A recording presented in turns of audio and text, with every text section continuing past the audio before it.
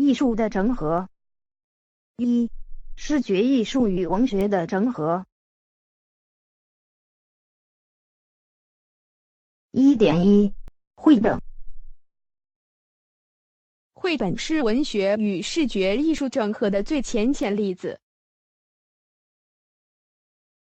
图画书通常用于描述通常为儿童写的书，其中通过组合使用单词和图片，或仅通过图片来传达内容。图画书与插图书的不同之处在于，其中包含的图片构成了本书结构的重要组成部分。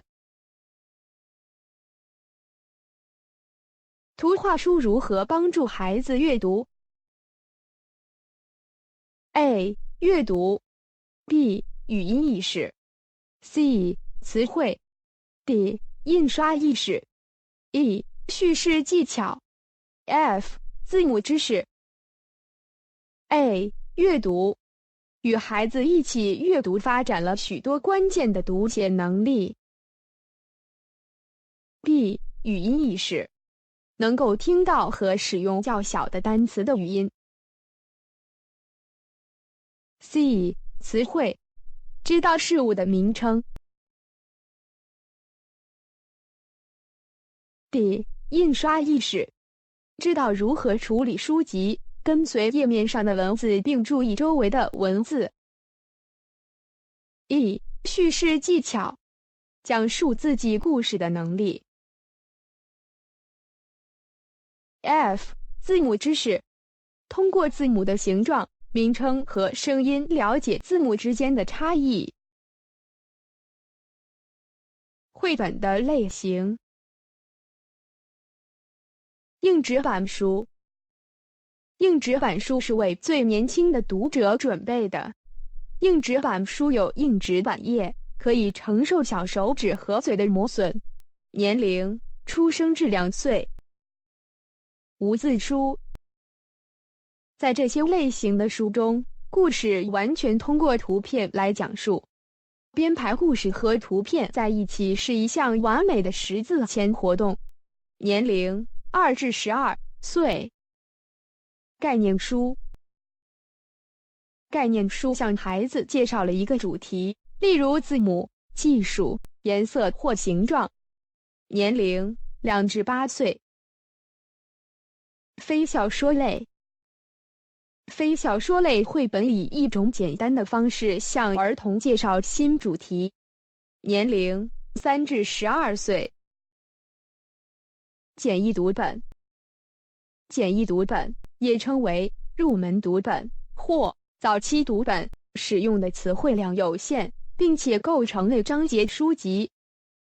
文字区块更大，并且图像更多，作为插图，而不是故事的基本元素。年龄4至8岁，初学者。绘本的历史。古埃及金字塔中的死书是最古的绘本。本草纲目就是以文字和图画来记载药草。各门各派的拳法也是靠文字和拳法套路图来传承。原始物语绘卷是以长篇小说为题材的绘卷。画卷中的绘画图像显示出已经很好的发展的传统和独特的惯例，并且可能已经有好几个世纪的历史了。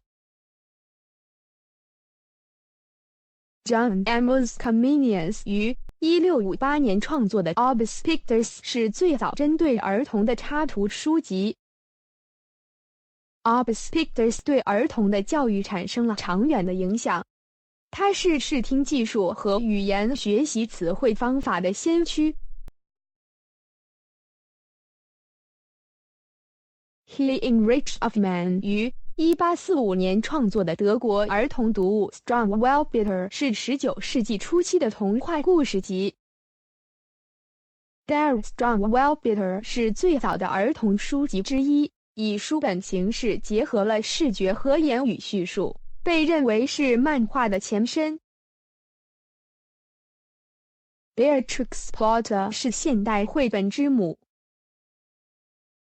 他写并画了许多绘本。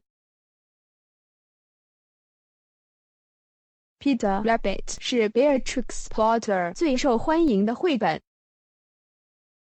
这本书是关于调皮的彼得兔在菜园中的冒险。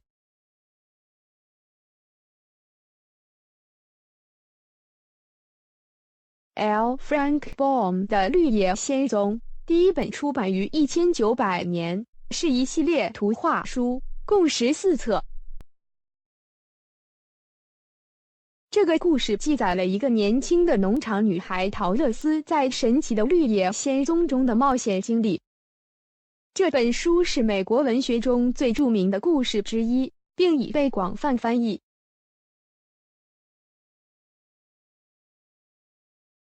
1947年至1956年 ，Sisk 出版了12册绘本。语言学家 Dr. Sisk 用押韵的2个初学字创造出童诗绘本《The Cat in the Hat》。The cat in the hat. The sun did not shine. It was too wet to play. So we sat in the house all that cold, wet day. I sat there with Sally. We sat there, we two. And I said, how I wish we had something to do.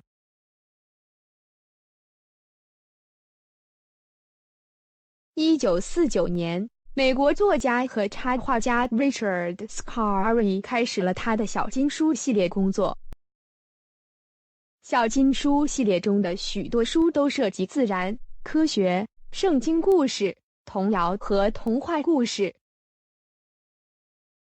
一些小金书和相关产品还以来自其他媒体的儿童角色为特色，例如芝麻街、布偶戏、迪斯尼、Looney Tunes、芭比娃娃、电力别动队等。